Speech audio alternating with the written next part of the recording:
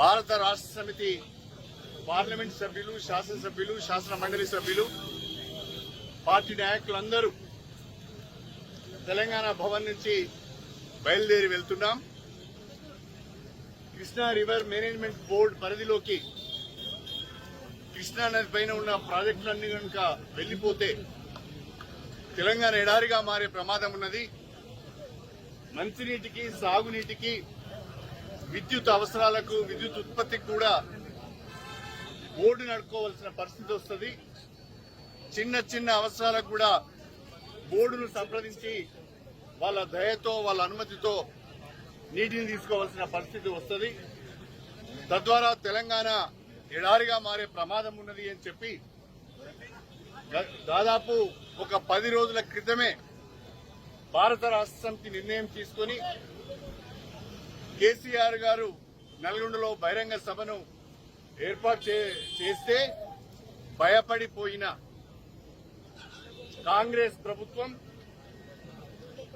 నిన్న శాసనసభలో Krishna river management board మీద చర్చను పెట్టి ఏకగ్రీవ తీర్మానాన్ని ప్రవేశపెట్టి బహిరంగ సభను అడ్డుకోవడానికి ఇవాళ మేడిగడ్డకు కూడా యాత్రను ఏర్పాటు చేస్తున్నారు. కాంగ్రెస్ పార్టీ, కాంగ్రెస్ ప్రభుత్వం భారత రాష్ట్ర సమితి నల్గొండ సభకు భయపడిపోయే కేఆర్ఎంఈ పైన అసెంబ్లీలో ఏకగ్రీవ తీర్మానం పెట్టారు. ఇవాళ మేడిగడ్డకు కూడా ప్రయాణం చేస్తున్నారు. వాస్తవాలను ప్రజలు చెప్పడానికే, వాస్తవాలను రైతాంగానికి వివరించడానికే ఈరోజు మేమందరం నల్గొండకు వెళ్తున్నాం. గడిచిన 10 సంవత్సరాలుగా తెలంగాణ రాష్ట్రం ఏర్పడిన తర్వాత ఏపీ రీఆర్గనైజేషన్ యాక్ట్ లోనే కేఆర్ఎంబీ, జీఆర్ఎంబీలు ఉన్నా గత 10 సంవత్సరాలుగా తెలంగాణ ప్రాజెక్టులను కేఆర్ఎంబీకి, జీఆర్ఎంబీకి ఇవ్వకుండా అడ్డుకున్నాము. తెలంగాణ రైతాంగం యొక్క హక్కులను, తెలంగాణకు కృష్ణా నదీ జలాలపైన, గోదావరి నదీ జలాలపైన ఉన్న హక్కులను కాపాడుకునే ప్రయత్నం మనం చేశాం. అంతేకాకుండా చాలా స్పష్టంగా త్వరితగతిన కృష్ణా నది పైన విజేష్ కుమార్ ట్రిబ్యునల్ తన తీర్పును వెలువరించాలని, తెలంగాణ వాటా ఎంతో తేల్చాలని చెప్పి గత 10 సంవత్సరాలుగా కూడా డిమాండ్ చేస్తూ వస్తున్నాం.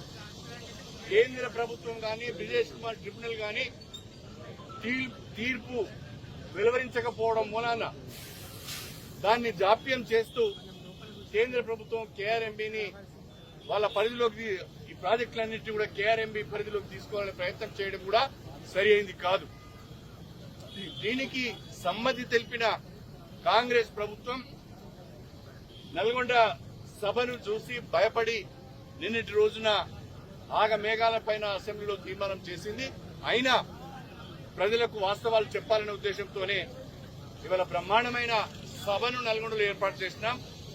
కేసీఆర్ గారితో పాటుగా భారత రాష్ట్ర సమితి ప్రజాప్రతినిధులు, శ్రేణులందరూ కూడా నల్గొండకు తరలి వస్తున్నాయి. రైతులందరూ కూడా తరలి వస్తున్నారు.